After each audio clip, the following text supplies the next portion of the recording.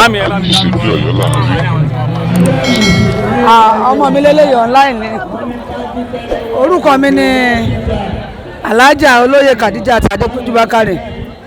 ìyálọ́jà gbogbo Ọ̀yọ́ Aláàfin. Báwo ni ikú bàbá wa Chief Imam báwo ṣe jẹ́ báwo ló ṣe rí lára yín nínú Ọ̀yọ́? Ikú bàbá wa Chief Imam Alhaji wa Moshood Ajokitero kẹta tó ó dùn wá àmọ́ kò sí nǹkan tá a fẹ́ ṣe agbàfọ́lọ́ náà ni kí Ọlọ́run kó má fi yàsáré kó má fi jẹ wọ́n. Bàbá jẹ́ bàbá dáadáa wọ́n jẹ́ bàbá dáadáa gidi tán kó ẹbí mọ́ra torí èmi jẹ́ rí ìdí tí wọ́n jẹ́ ìyálọ́jà o bàbá mi ni wọ́n ẹ̀gbọ́n mi ni wọ́n torí màmá tó bí wọn pẹ̀lú màmá mi kankan náà jọ ni wá kódà gan-an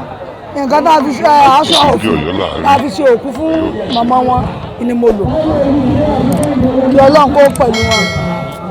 kó má fi yàsáré jẹ wọn. Màámi àwọn kan kó sí ẹ̀mí orí ìkànnì ayélujára káàkiri pé kí ló Ọ̀yọ́ bẹ́ẹ̀ ni àti Chief Imam pé sáà ń sọmọ orúkọ báyìí. gbólóhùn tó mọ̀ lé mọ́ ni mọ́tò lóòótọ́ lọ́ba Chief Imam náà lójú tún lọ ìta à ń ṣèjọ́ kẹjọ wọn lónìí kí Ọlọ́run kó má sọ Ọ̀yọ́ sí kolombo ni kó má ṣe kú bàbá wa ìmáàmù yìí kó má ṣe ní àkúfà nílùú Ọ̀yọ́ kó fi ẹ̀mí gbogbo wa náà lẹ̀ kó fi ẹ̀mí wa lẹ̀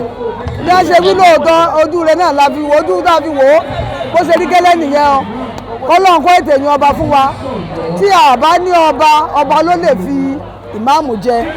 àmọ́ kọ́lọ́n kó wọlọ́jọ́ ní kó ètè yan ọba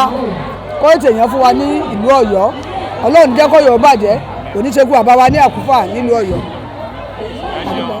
àjíṣe bí Ọ̀yọ́ láàárín Ọ̀yọ́ ò ní ṣe bí bàbá ẹni kọ̀ọ̀kan. àjíṣe bí Ọ̀yọ́ láàárín Ọ̀yọ́ ò ní ṣe bí bàbá ẹni kọ̀ọ̀kan.